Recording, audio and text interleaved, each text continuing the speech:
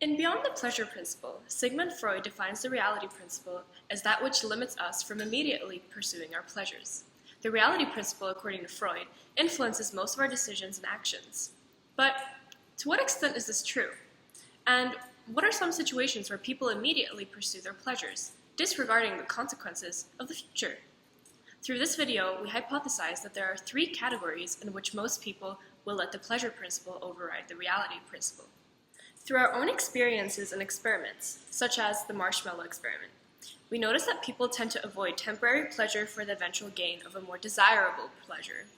In Freudian terms, the temporary toleration of unpleasure is an important step down the road to pleasure. Freud interprets pleasure as a disappearance of unpleasure and as a form of satisfaction. However, due to Freud's perspective of the unpleasurable, his claims must be objective or even absolute truths in order to have significance and validity.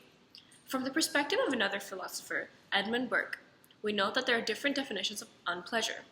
He also introduces the concept of indifference as a state of being that does not necessarily imply an absence or gain of the unpleasurable or pleasurable. Now let's define the parameters of our pleasures and unpleasures and explore when people follow the reality principle versus the pleasure principle. One could argue that the reality principle is based on a constant fear of pain. For example, one of our interviewees, people measure the amount of pleasure with different scales or parameters and associate these pleasures with certain activities, emotions, or persons. For example, person A may feel a more intense pleasure compared to person B if A's experience with person C is more positive. Because of these characteristics, people like different things. However, they still follow a pattern.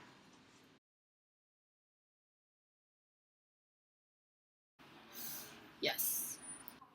Possibly. No.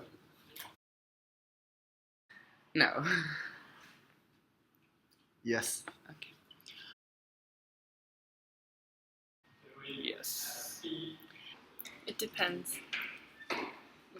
I guess yes. Okay. Yeah.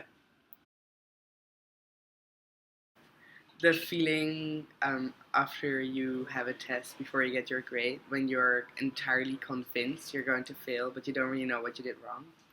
Walking to AB from the dorms in the rain. No. Yeah.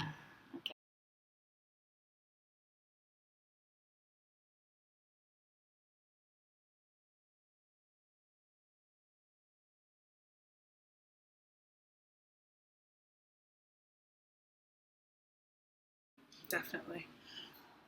My life is more important. Yes, I will. It just depends on how bad the traffic is and how bad my mom's driving. If my mom's dying, I'm going to cross no matter what. Okay.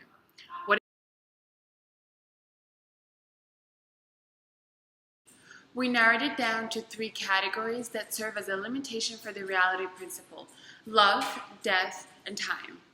These three components play a central role in people's lives, but the reason why they have the capacity to break the reality principle is based on different roots. Love. The reason why love can break the reality principle is that the pursuit of love is based on pleasure itself. People tend to ignore the reality principle when it comes to loved ones. For example, a couple is more prone to having a late-night conversation that will make both of them tired the next day. Yet they still choose to enjoy the pleasure of a conversation at that very same moment instead of having it at breakfast, for example. The second and third category are death and time. The reason why death and time can break the reality principle is because of the temporariness of life. It's not that people get pleasure from saving their mother, since, according to Burke, no pleasure has never its origins in pain or danger. Time, exclusively of death, also influences people to break the reality principle. For example, when we are faced with a time constraint, then we adjust ourselves accordingly. And sometimes, this time constraint makes us feel like we are given the freedom to pursue more pleasures as they are immediate and temporary. So, we notice that people like certainty.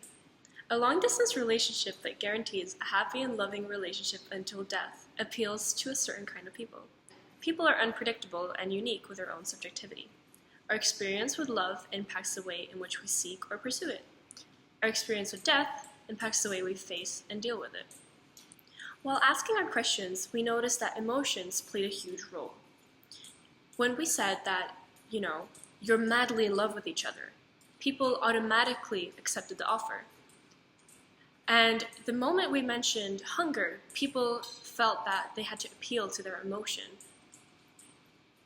When it came to the question that was asked about crossing the street, everyone said that they would cross it to save their mom's life.